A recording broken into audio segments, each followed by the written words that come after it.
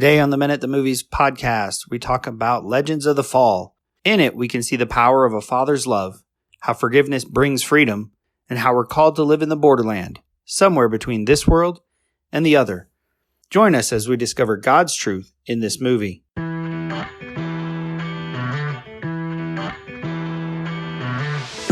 The movies and stories we love are gateways to see ourselves and God in new ways.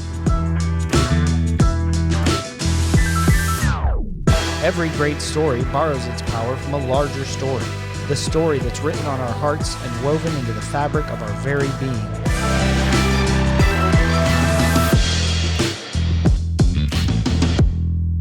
Hello and welcome to the Men at the Movies podcast. My name is Paul McDonald, and coming all the way from Utah in his Forerunner is joining me is Bryan Byrd. Hey Brian, how are you doing today, man? Hey, nice to meet you. Hey, nice to be on here, Paul. It's a pleasure. And just for the record, we're actually in Idaho today. Idaho. Oh, wrong state. We were in Utah this weekend, so the Forerunner has moved back to Idaho. So I reached out to Brian here. He was recommended, Morgan recommended as a good guest to have on the show. And from our conversations that we've had just leading up to this, I am super excited about sharing and talking about Legends of the Fall. Back in '94, it came out with Anthony Hopkins and Brad Pitt and Julia Ormond and some other. Even the kid from E.T. was in it. My wife pointed out when we watched it. She's like, "Who's that guy?" And I said, "Henry Thomas." And she's like, "That's the kid. That was Elliot." Oh, yeah, Elliot's all grown up. So, Brian, the question we always lead with. Why, out of all the movies, you go back to '94 and pick Legends of the Fall? So why did we pick this movie? Yeah, Paul, there's so much depth. Obviously, there's this great landscape and mountains. And then you have three brothers, and there's drama, and there's just so many themes to pull a guy in to a movie like this. And being in the Western states like I am, I just saw so much adventure. In the book Wild at Heart, there's three themes that John Eldredge highlights. Adventure to live, a battle to fight, and a beauty to save. And all these themes just come rapidly at you through this movie and just hit desires, I think, that are just ingrained in every man's heart. And just creates a great background for pulling out our story from the story of this movie through all these characters. And I just jumped at the chance to talk about it when you made the invitation. Well, and honestly, it was a movie I hadn't seen probably since the 90s. I remember seeing it, and it is a slow-moving invitation, I'll say. It kind of draws you in because you're like, what's going on? What's going to happen? Like I said, I was watching it with my wife, and she's like, wait, what? Like, it was not a movie that she had watched before, so she wanted to watch it with me. And she was like, why are we watching this? What's going on? Because it's not exactly the cliched movie. It's not the, guys movie. You think Saving Private Ryan or Braveheart or all this sort of this action. And this is a much slower paced movie. But I think that pace draws you in, just like you mentioned, the beautiful backdrop of the Montana. At least that's where they claim to be. I don't know where it was actually shot, but so it draws you in. And I say that on the one hand, because on the other, it starts off with the battle scene with the Colonel. Anthony Hopkins played the Colonel here, who would be the father of the three boys, and they're displacing the American Indians. And he said, "I've had enough of this," throws down his sword and takes his boys west. And I love the line of, he wanted to lose the madness. We are surrounded by madness in this world quite a bit. And the key to that, I'm gonna really mix together some movies, because I had my grandson this weekend, and one of his favorite movies, he's like 1.5, so don't hate me, don't judge me for showing my grandson movies.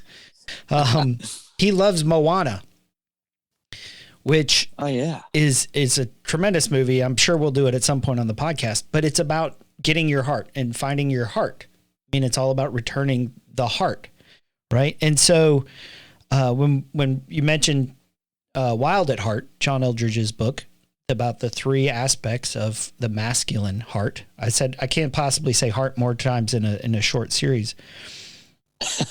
But in this world of madness, with the political stuff, with the racial tension, with the pandemic, and that's just the global stuff. That's not the stuff that, you're dealing with in your personal life. It's really easy to lose heart in the madness because, as the Colonel found out, it didn't matter where he went. The madness was going to follow him. Right. Yeah. Paul, it's interesting you mentioned that, you want to lose the madness. And I happen to be a member of the Chickasaw Nation. Oklahoma. Really? And and this scene of him fighting, he was fighting to help the Indians in that time frame. It's kind of struck a chord. Colonel Ludlow is a good man. Yeah. And he's trying to help. So much happens in the first 15 minutes of the movie, but establishes that he's a good man trying to help a displaced nation. Native Americans who've been displaced, whose land's been taken, and there's conflict, and he's right in the middle of it. And being part of the U.S. government, he was charged with removing some of these native tribes, and he's had it. He's had it. He wants to lose the madness because he knows there's no humanity. Like later in the movie says, the government has no humanity, and he's very anti-government and moves to Montana. Like Montana has a reputation for hosting lots of anti-government people. I hadn't put that together. That's pretty good. And what's interesting, Paul, is he goes there to settle up safety, and he has this beautiful ranch, and it's safety. It's away from the madness, away from the war. And it's interesting as he tries to create this, where his boys end up going actually to war, a little later on in the movie. Right. And it just, all the reasons he wanted to get to Montana to raise his boys, to get away from the madness, to retreat from the problem, his boys actually turn around and leave to go back into the madness. It was such a great and interesting position to start the movie. Well, and I thought it was interesting because it was because of the men that he had raised them to be that made them want to stand up against right or against wrong, against injustice, against, the evil powers of this world. Yes. It talks about his the father's wounding, but even the boys, because their mother doesn't like the Montana winters, so she leaves. And it just made me think of, the boys kind of grow up in different ways. The older two are the main characters for most of the movie, the comparisons. And as we talked about a little bit before we started recording, they're the prodigal sons. Alfred is very strict. He's rules and regulations, and we'll play a clip later about how he follows the rules. He tries to do the right thing, but his heart's not really in it. Right. It's such a, Tristan and Alfred, there's just such a conflict, a built-in tension with, everybody wants to be Tristan. He's the good-looking Brad Pitt character. Who doesn't want to be Brad Pitt? Riding a horse with long hair. Yeah, we're honest. I mean, he even makes a stinky hunt look cool when he rides in with horses to meet Sam and his new fiance, Susanna, and he comes in stinking from a hunt, and he even makes that look cool. We all want to come in from a hunt with our game and the things we've caught, and we're going to provide for the family and for a warm embrace. But then again, you have Alfred, who's he's kind of he plays kind of both roles. Tristan's the favorite, even says Colonel Ludlow's favorite, and then Alfred, he's the older guy. He plays by the rules. He goes and becomes, I think it's a lawyer or a businessman. He's successful. he leads from what is logical and makes sense.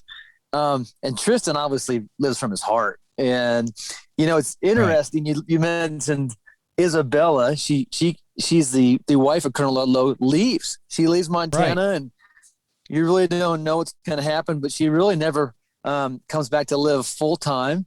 And it talks about how Tristan really never verbalized it, but Alfred would write letters. And there's this mother wound going on there between these brothers.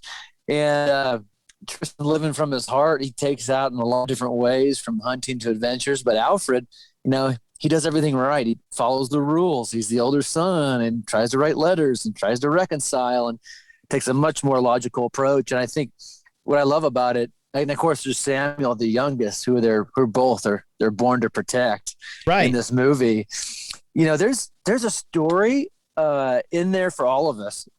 All of us have been the younger, the middle, the older, a lot of older brother at some point, whether not in our family, with friends and others. And I think it makes it so relatable, because we all want to be Tristan, but we all are logical at some point, like Alfred. And maybe we've all been even rescued as Samuel. And so it just makes it so, it's a slow going movie, but it makes it so relatable to me, because I could find myself in my story just wrapped up in one of these characters in different ways, shapes, and forms over the past few years. Well, and as you were talking about the differences between Tristan, the middle, who's Brad Pitt, and Alfred, who's the oldest, a little more structured, it reminded me of, especially later when the boys do go to war, it reminds me of Alfred as the law, where if you look in the Bible, the law, there's not a lot of room for compassion and grace. There's not a lot of space for anything but following the rules. And so when they go to war, they both had one job. Their job was to protect Samuel so that he could come back, because he was engaged to be married to Susanna, who apparently they didn't have a lot of women out in Montana. So she became the one woman they all became infatuated with. So Samuel followed his heart. He's like, no, I have to go. This was World War I. So they signed up with the Canadian Expeditionary Force, and they go out and they go to fight Germany. And they both, the only reason the other two went was to look after and, as they say, nursemaid for Samuel.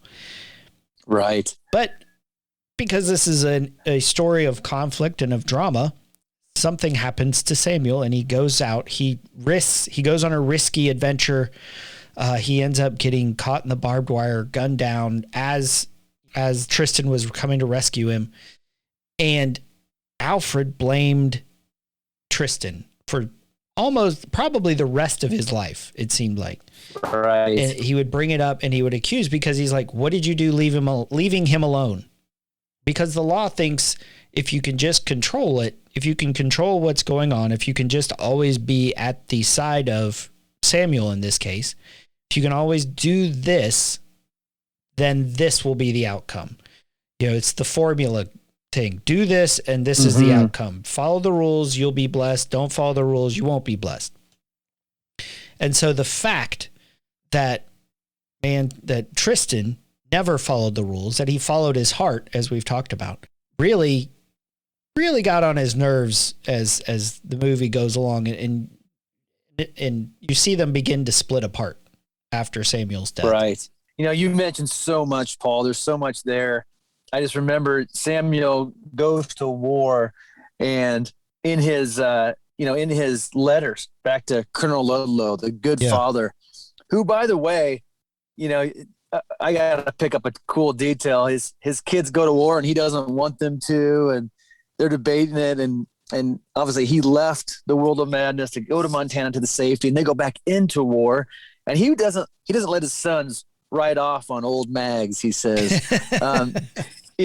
Once he sends them with great horses, and you just feel this fatherly affection from Colonel Ludlow. One stab goes to Calgary with them on their best horses, and then one stab gets to bring the horses back. But by God, he would not let his sons ride off on old horses and just wounded, discard horses, and just such a reflection of his heart towards his sons. It's a reflection of God's heart towards us as sons. But as coming back, as Samuel was writing letters in the war, he's in trench warfare, World War I. He writes this line. He says, "Nothing is what I thought it would be."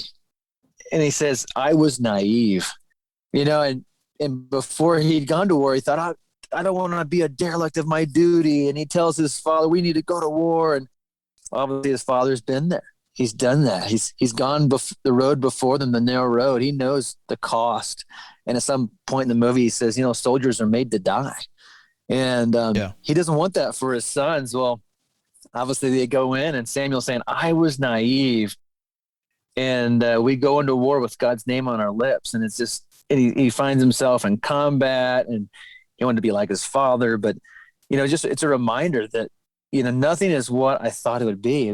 It reminds me that, we're our larger story, that we're at war, and a lot of it's unseen, and you can't see our enemy a lot of times, but there's, the word tells us it's like a roaring lion. He goes to steal, kill, and destroy, and he's roaming, looking for the sons of man. And you almost could see it with Samuel. He's there's blood, there's guts, there's bombing, and Tristan and Alfred are out there saving him. Alfred takes some injuries, right, and they're trying to save him, and until he gets away and wrapped up in that barbed wire. And there's just so much there, and the older son tries to save him, and Tristan can't save him. He ends up dying in Tristan's arms, and Tristan's on a horse coming, like we think is the savior complex, coming right, as Jesus, steals a gas mask right, off a dead soldier's body, puts it on, and he's going through the mustard gas, and obviously Samuel's tied up in the barbed wire, and Samuel dies, and it's this big deal. The prodigals fail their father, and Tristan ends up doing something in that scene. He says, "Oh, God damn you, God," and he curses God, and it's just this pain and suffering of these boys that are in this war. And it's the reason, it just evoked so much emotion in me was sometimes we can do everything we can to fight the good fight, and we suffer and we lose. And the interpretation of suffering is big through this movie, and how they interpret. Tristan's the wild man. He goes off on an adventure. Alfred goes off in the logical career path, and they're still left with a brother who's gone and a wounded father. And it just kind of brought this to light on how it's so important how we interpret suffering in our daily walk and in our life, and how important that is to where our heart goes. Because the battle will take prisoners. It will take people out. When we first opened, I was trying to look, because in John 15, Jesus talks about, if the world hates you, know that it has hated me before it hated you. And if you were of the world would love you as its own. But because you are not of the world, I chose you out of the world, and therefore the world hates you. But he doesn't come to rescue us. As Colonel Ludlow, he tried to get out of the madness, but that's not our calling. That's not our destiny. Even though Samuel said he was naive, he still wanted his chance to prove himself. He wanted his moment of glory, and chafed against the oversight of his older brothers. And then you see these two boys, and they are boys, right? Come home changed, with Alfred's walking with a limp, and first they both go to Beauty for healing. And I think they take their hearts in different places too, because Alfred goes to work, he goes for success, and he goes for the standards of the world. He becomes a senator. And I think in a lot of ways, Tristan is looking for his heart. And he knows that he gets to the point, and he and Susanna kind of get together. And we're not going to even get weird, because basically all three brothers were in love and had a relationship with this one girl at the same time. It's Montana back in the 1920s. Tension. Yeah. For sure. Tristan leaves because he recognizes Susanna's not enough to heal his heart. and he's got to go find it. And he even writes back in a letter. One of the last letters that he says is, act as if I'm dead, because I am dead. I'm dead inside. Marry someone else. Yeah. Because she had promised to wait for him. He's like, I'm dead. Marry somebody else. And you know, Paul, I think if I could put a question in there, I think we all ask, but the movie raises is a lot of us, you know, we have a stern belief that God is a good God. That's a value that I believe. He's a good God. And I think we try to carry this as encouragers into our communities, our families. But there's a question that people will come back with: if God is such a good God, then why does he let his son suffer? Why do we suffer? And I think the interpretation of this is so important, but it's really highlighted by this story. As you mentioned, Tristan, what's he do when Samuel said that when they both lose their son, their brother, Colonel Ludlow's son Samuel, in the war, Tristan goes out, paints blood on his cheeks, and just goes to war for his brother. And he sneaks into enemy encampments and foxholes and goes total native on the enemy, right? He pulls his that was the term I was trying to search for. Go native. I mean, it's a rage, and it hits on our heart, and it pulls out everything, and he takes scalps, and he comes back just exhausted and is ready to, and he has 20 some scalps around his neck, and he's just covered in blood and revenge. He took his heart right. He took his suffering right to revenge, and just to a point where he almost killed himself, it appears. And Alfred comes in the tent, and says, "Tristan's me." And he pulls a knife on Alfred, and he kind of stops him from the madness. And the madness kind of ceases. But what you could just see what Tristan was doing with the question, why am I suffering? If you're a good God, he curses God, and he goes out and kills all the enemy he can until he's the only one left. And Alfred does something, like you said, quite different. He takes that question and goes to work. He's going to go be a senator. He's going to, he couldn't keep his brother alive, but doggone it, he's going to make a name for himself. He's going to go be a workaholic. He's going to go conquer. He's going to go build, and takes this totally opposite way.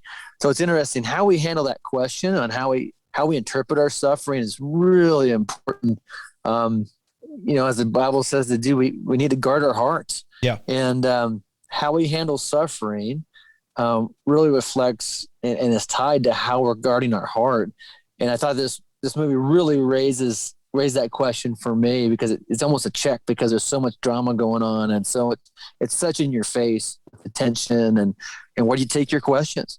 Yeah, and Alfred keeps trying to prop it up through different relationships. For him it was, if Susanna marries me, then I am the best brother, because he says, well, Tristan, you can't, you're Dad's favorite. You were Samuel's favorite.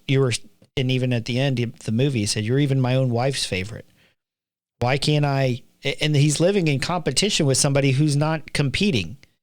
Like, you don't ever see that from Tristan, of this striving and chasing. You see a man who's got a broken heart, and he takes it to different things. As I mentioned, you mentioned the anger and the revenge, and he found that empty, and he took it to Susanna, and they had the relationship there, and that was empty.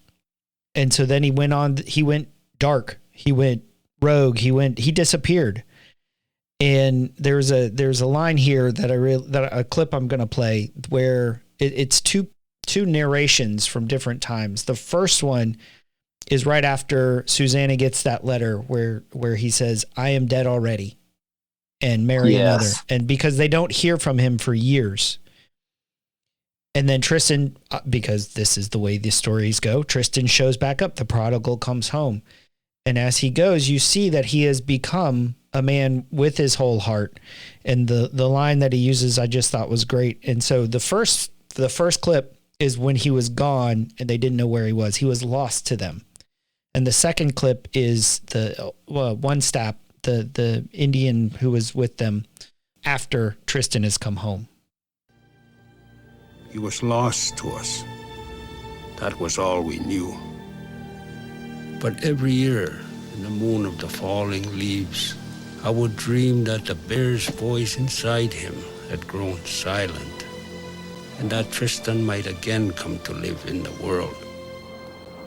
But then the winter would come, and then another spring.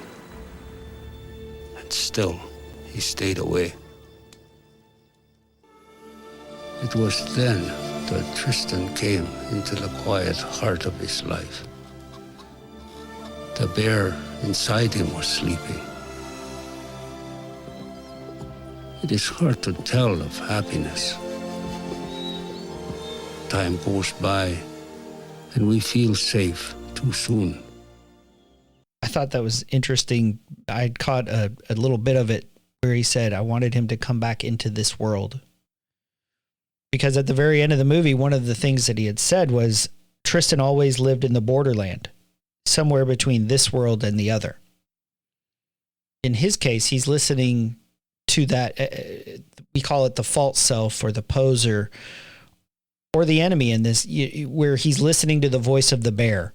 Because early on he had hit the bear scraped him, and then he cut the toe off the bear. And he's in one Stapp said, sometimes when you exchange blood with a creature, you become one with it. So he would talk about the bear's voice versus his own voice.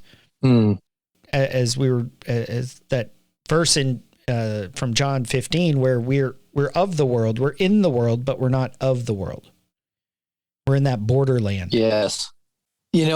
Paul, it's so interesting that Tristan is in this borderland and he's left, right? He's abandoned. He just had to leave. Yeah. Kind of like Colonel Ludlow did when Colonel left all these suffering Indians, right? He just kind of retreated away from the fight and went backwards and tried to be safe. And when Tristan came back, I counted, when I was rewatching the movie, there's 30 horses and that are rumbling, and all you hear, right? You see one Stapp run, and something in his heart was running, and all you hear is 30 horses rumbling, and one Stapp just kind of runs and says, Tristan, after all these years of being missing in action, goes to the corral and opens it up, and all over the crest of the hill comes 30 horses being pushed by, of course, the prodigal Tristan. Here he comes with 30 wild horses coming in to save, and he's looking around, and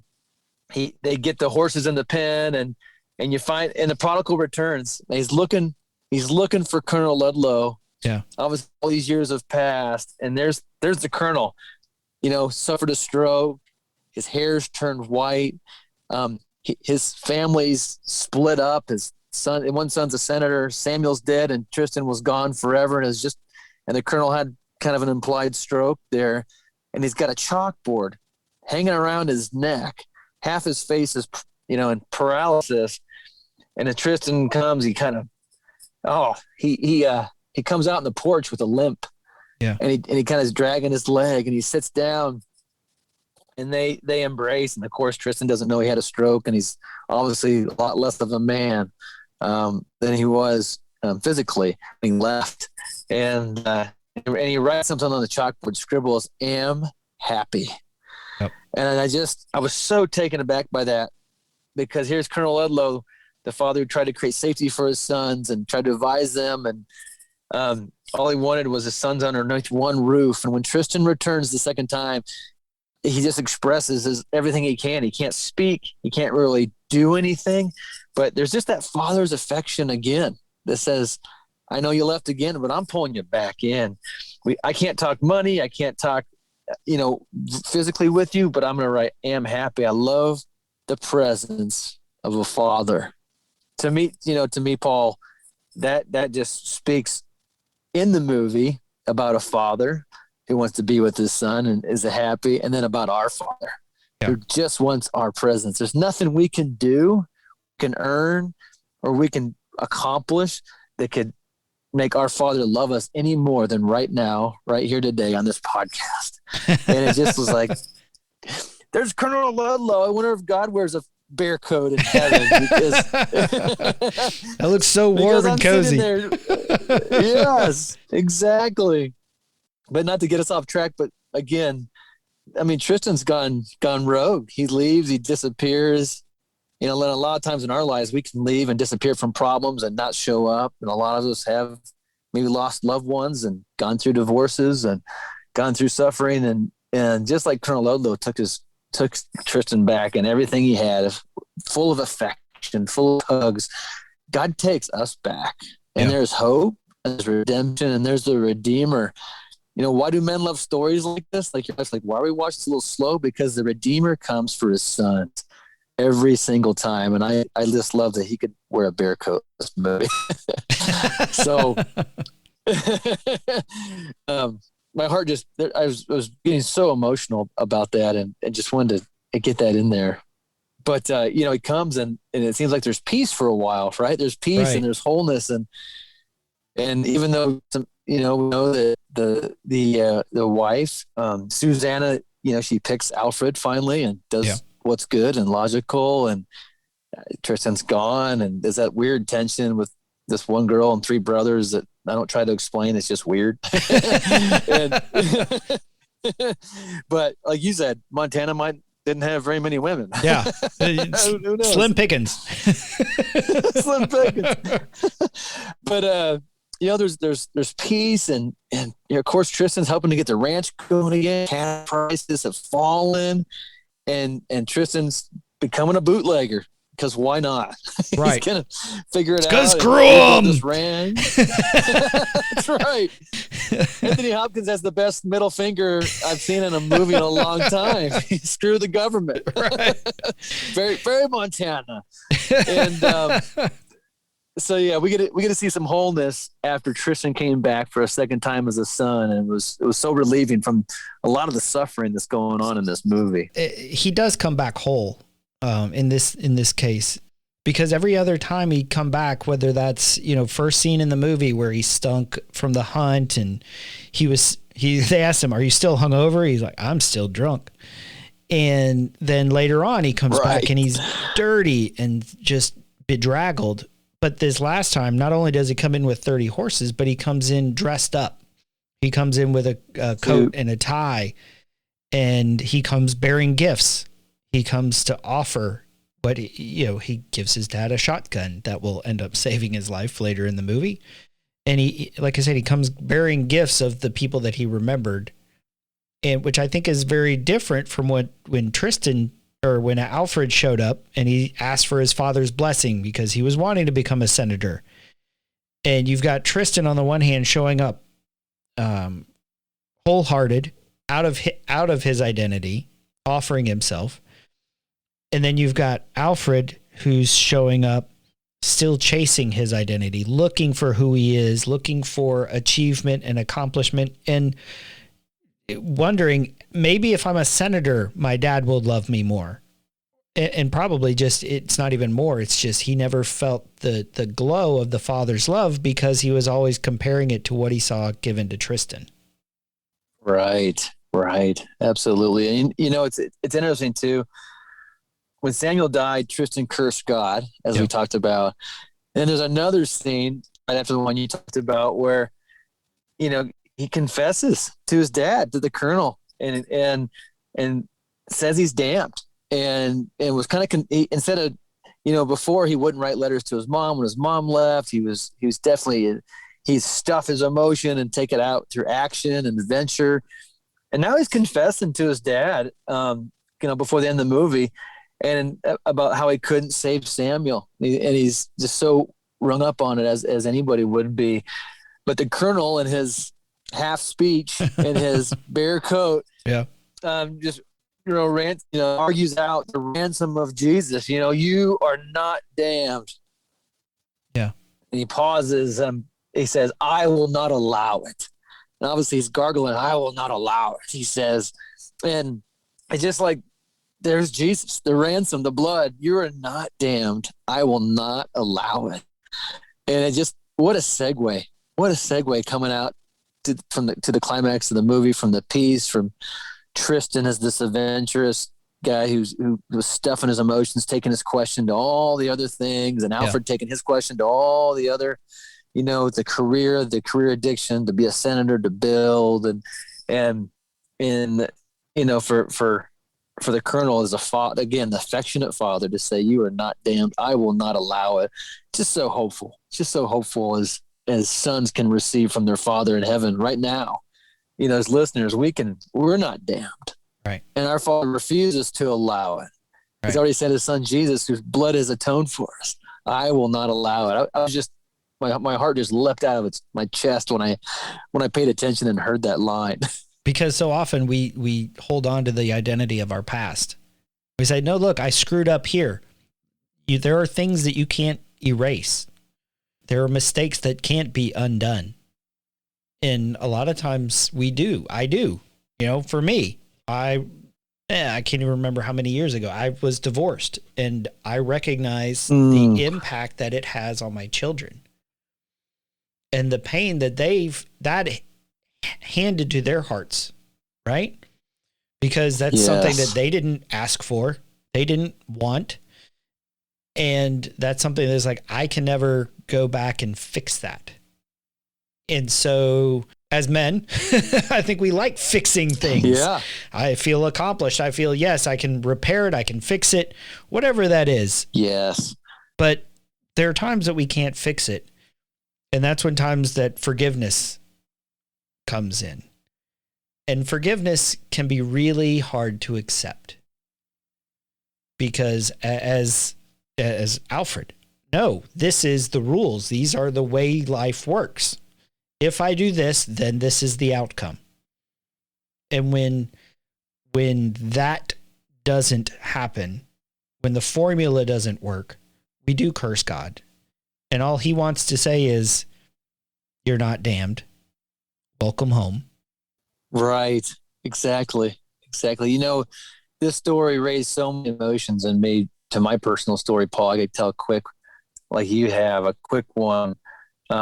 My father was in a very dysfunctional relationship with his grandfather for many, many years until my grandfather had Alzheimer's. And there's lots of divorce and lots of drinking and lots of family drama. And my dad was in direct conflict with my grandfather. They wouldn't talk. There was always striving for his affirmation. My grandfather would read my dad, and there was just so much strife in our family.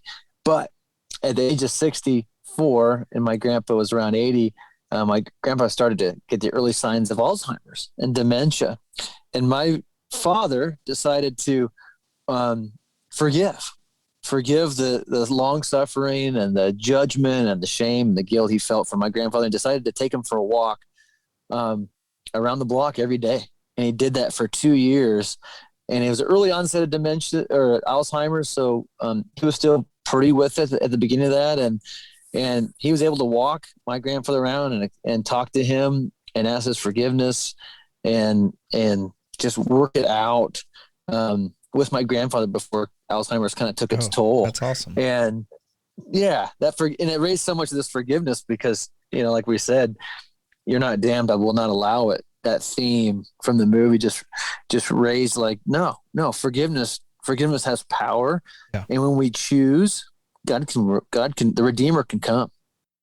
Because there are men and women out there who don't have the opportunity for forgiveness in this life.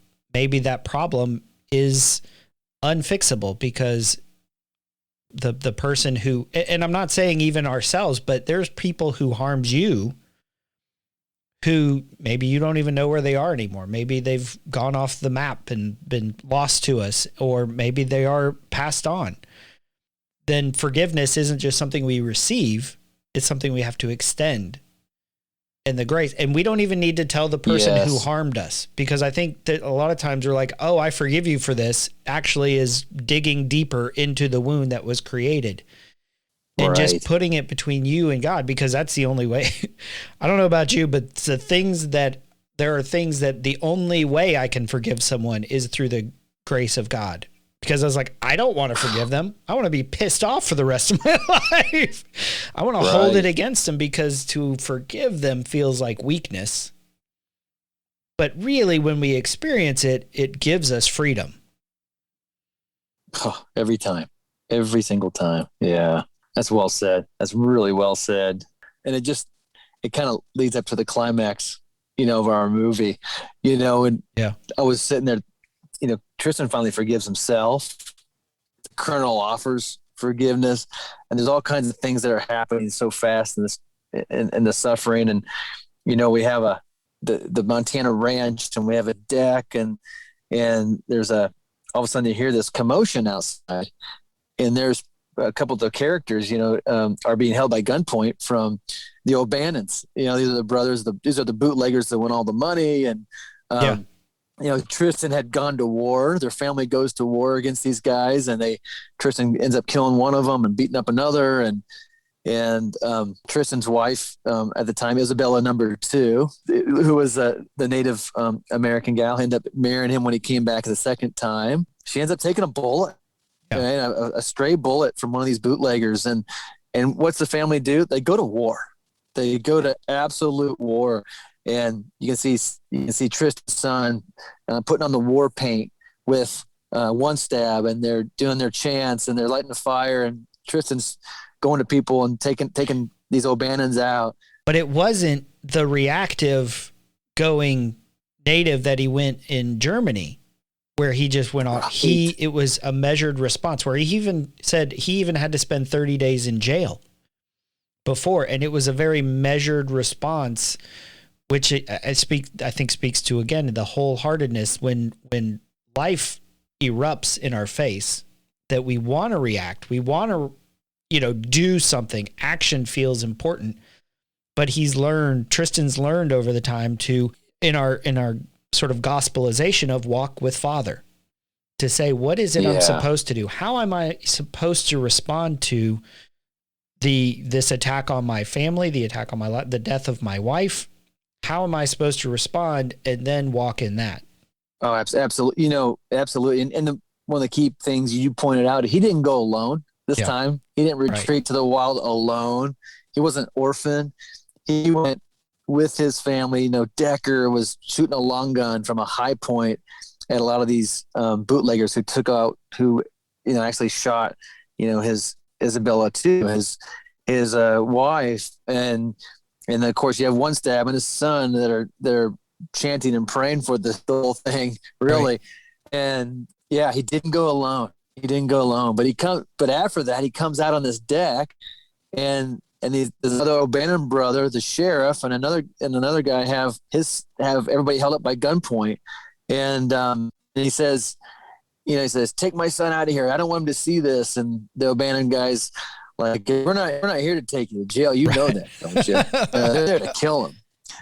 Yeah, I thought that was a great line. We're not here to arrest you. We're not here to arrest you. And then you have Colonel Ludlow and all his glory coming out, dragging his leg, and the abandoned guy looks at him. He's just smiling, kind of laughing at him, mocking the great father. And before you know it, he whistles, and that horse jumps, and all three of the bad guys look at the horse. And before you know it, Colonel Ludlow has that shotgun that earlier he could hardly even put together. Right. It's 2 barrels up, and he's taking out the bad guys. Boom, boom. And there's one more bad guy. And the bad guy, I think it's the sheriff. And he has his rifle pointed at Tristan, and he's going to get a shot off. At the colonel. And Tristan jumps in front of the colonel, and you think he's going to take a bullet for the colonel. And at the last second, here comes Alfred. Here comes Alfred, the older son, with a long-range rifle shot to the sheriff's heart, who takes out the last evil man, saving Tristan, saving Colonel Ludlow. And it just culminates in this rescue and this redemption of brothers, of forgiveness, of family, and the colonel who's damned, who firmly damned Alfred and told him to get the hell off his land, and he's not a son to him anymore. He looks at him like, you got what it takes. There's my son, my long lost son. There he is. And he embraces him and gives him the bear coat and just takes him in. It's just so, he gives him a bear hug and he laughs, and you can just feel that rumble of his voice of a father who has his son back. Right. And it's just great. It's just what a show, what a scene of a father's strength renewed with his sons there in his care. Well, that's the invitation, because when we hear the prodigal son, we think of somebody like Tristan, who goes out and spends money and wastes the father's inheritance and comes back sort of hat in hand and works to say, oh, and it's that forgiveness. But then you've got the other son who has spent all his life, the older son in the prodigal son story. And Henry Nouwen says they're both lost. They're both out of relationship with the father. And what the older son says is, all my life I've slaved for you, and I've never even gotten a goat. And that was Alfred's motto. He said, I've followed the rules all my life. Yes. I followed all the rules. Man's and God's. And you followed none of them. And they all loved you more. Samuel, Father, and I in my own way. But in that last scene, as we mentioned, because in the parable, Jesus said, the father went out to him and said, son, all I have is yours. Come inside and celebrate. The son that was lost has returned. The one that was dead is alive. And what we see is that final forgiveness of the father. We see the joy of the son coming inside to the celebration. Yes. Such a rich scene, Paul. It's just, I'm going to go play it again because I want to see it again. And we're going to have the YouTube clip in the show notes if you guys wanted to watch it. It's just, there was a lot of silence and a lot of shooting, so it wouldn't have worked on an audio podcast. It's about 4 minutes long, and it's just, you see the father, he says, hey, and there are no words as he embraces him, as you mentioned, in that giant bear coat. And, the redemption is just highlighted after that as well, Paul, when Alfred says to Tristan, well, you know who they're going to blame for this. And Tristan knows he's going to have to leave again, and they're going to have to take care of the bodies and the cars. And the movie leaves it up to, the watcher to kind of assume what's going to happen. But Tristan goes over to Alfred after Alfred just shot the bad guys and saved the family, and says, hey, I need you to will you watch over my children for me? Yeah. And you don't quite know how Alfred's going to respond, but he looks over and says, brother, it would be an honor. Yeah. And it just like this invitation and the acceptance of the redemption, and just the redemption flows in like this river of life into all the heartache that these guys have crossed paths through the war, through loss of their brother, through sharing their affection of the beauty and Samantha and or Susanna. And to be asked, would you oversee my children? There's probably nothing more honorable I could imagine than asking, my brother to oversee my children. It was interesting. One stab, the narrator there says, they describe Tristan at the end. They say, he was a rock that they broke themselves against. Right. And his strength was just undeniable. And it just was a reflection of the father's strength. And just so good. Well, Brian, this has been awesome. I've enjoyed this conversation. I enjoyed it. Seriously, after talking with you, I do want to kind of go back and rewatch it and see the nuances that you picked up on, and look at it with a third set of eyes almost. So is there any one last sort of, hey, takeaway that you have for the guys listening?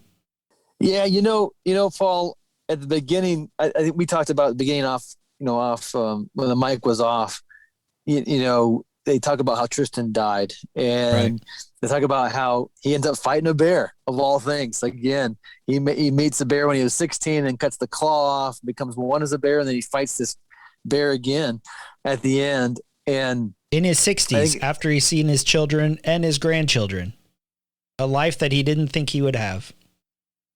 Right. And in the beginning, exactly. In the beginning, one step says every warrior waits a good death. Well, at the very end of the movie, he fights this bear and loses, we assume. And it says, and one stab comes on again and says, it was a good death. And if there's something to end this podcast with, I says, doesn't every man want that pronounced over him at his funeral?